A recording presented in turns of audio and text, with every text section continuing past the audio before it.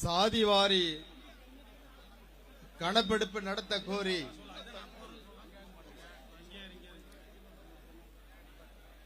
பாட்டாளி மக்கள் கட்சியினுடைய தலைவர் மரியாதைக்குரிய அண்ணன் மருத்துவர் அன்புமணி அவர்களுடைய தலைமையிலே நடைபெறுகின்ற இந்த ஆர்ப்பாட்டத்தில் பல்வேறு கட்சியினுடைய தலைவர்கள், தொண்டர்கள், புரட்சி பாரதம் இயக்கத்தினுடைய தொண்டர்கள் மற்றும் மாவட்ட தலைமை நிர்வாகிகள் உட்பட 69 விழுக்காடு இடஒதுக்கீட்டை பாதுகாக்க சாதிவாரி கணக்கெடுப்பு அவசியம் என்பதை இங்கே வலியுறுத்தி நடைபெறுகின்ற இந்த போராட்டம் கிட்டத்தட்ட 95 ஆண்டுகளுக்கு முன்பாக நடைபெற்ற சாதிவாரி கணக்கெடுப்பு ஆங்கிலேயர்களுடைய ஆட்சி காலத்திலே 1931ஆம் ஆண்டு நடந்த இந்த சாதிவாரி கணக்கெடுப்பு 10 ஆண்டுகளுக்கு ஒரு முறை நடத்தப்பட வேண்டும் என்று இருந்தும் இன்று வரையிலே இந்த சாதிவாரி கணக்கெடுப்பு நடத்தப்படாமல் சமூக நீதி என்று சொல்லுகின்ற இயக்கங்கள் இன்றைக்கு சமூக நீதிக்கு குழி தோண்டுகின்ற அளவிலே நடந்து கொண்டிருக்கிறது. அந்த சமூக நீதியை காப்பாற்றப்பட வேண்டும் என்று முந்தைய முதல்வர் மரியாதைக்குரிய புரட்சி தலைவி அம்மையார் அவர்கள் இந்த 69% இடஒதுக்கீடை சட்டபூர்வமாக ஆக்கியதற்காக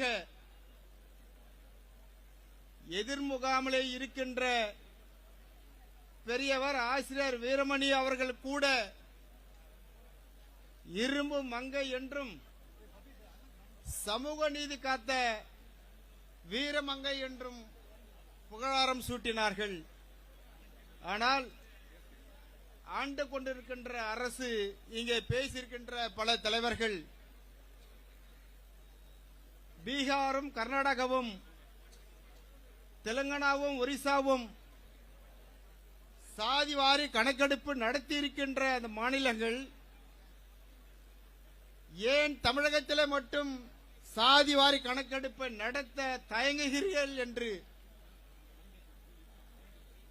பல்வேறு நிலைகளிலே இன்றைக்கு பேசிக்கொண்டு தொடர்ந்து போராட்டங்களை நடத்தி கொண்டு இருக்கிறார்கள்.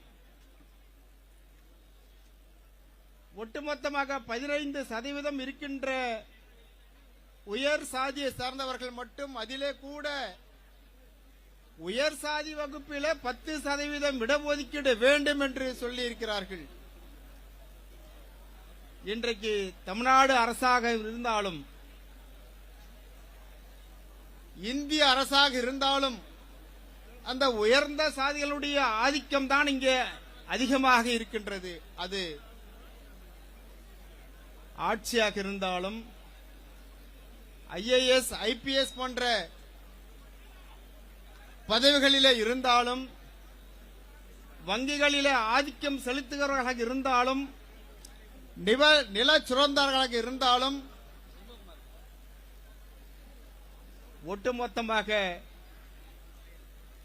அவருடைய கையிலே தான் இருக்கிறது. இந்த 69% இருக்கின்ற இந்த மக்கள் இன்னும் கூட மைனாரிட்டியாக இருக்கின்ற இவர்களிடத்திலே பெரும்பான்மையாக இருக்கின்ற மக்கள் கையேந்துகின்ற ஒரு சூழ்நிலை. இந்த நாடு சுதந்திரம் பெற்று 75 ஆண்டுகள் ஆகியும் கூட நாம் இன்னும் கேட்டுக்கொண்டுதான் இருக்கிறோம்.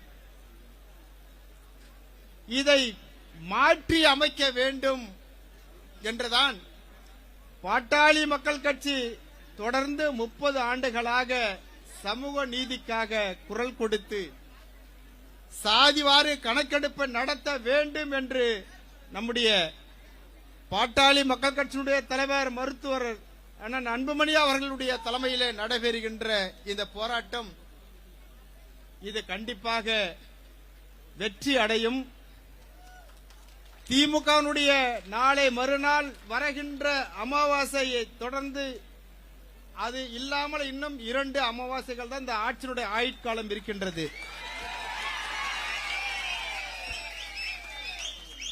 அதற்குள்ளாக இந்த கூட்டத்தினுடைய எதிரொலியை கண்டு உடனடியாக இது ஆட்சி முடிவதற்குள் சாதிவாரி கணக்கெடுப்பை நடத்துவோம் என்று அறிவிப்பு மட்டுமல்ல, அதற்குண்டான வேலைகளிலே இந்த அரசு செயல்பட வேண்டும் என்று இந்த கூட்டத்தின் வாயிலாக புரட்சி பாரதம் இங்கே கேட்டுக்கொள்கிறது.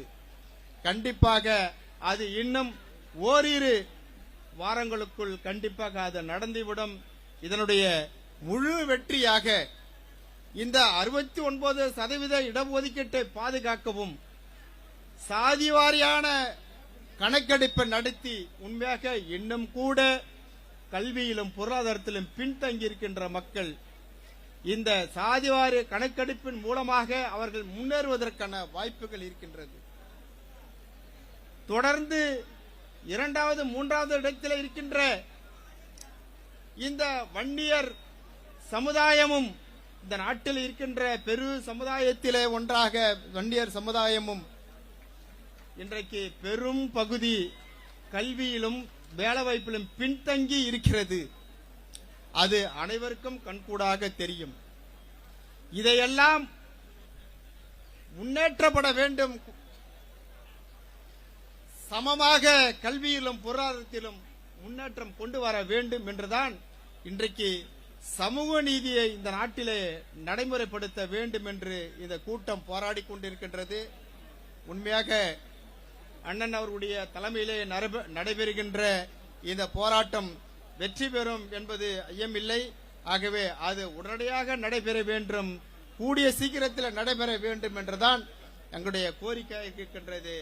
இந்த கூட்டத்தினுடைய எதிரொலியாக கண்டிப்பாக இந்த ஆட்சியாளர்கள் இதற்கு இறுதி முடிவு கட்டுவார்கள். கண்டிப்பாக இது நடைபெறும் என்று இந்த நேரத்தில் நான் தெரிவித்துக் கொண்டு வாய்ப்புக்கு நன்றி பாராட்டி விடைபெறுகிறேன். நன்றி, வணக்கம்.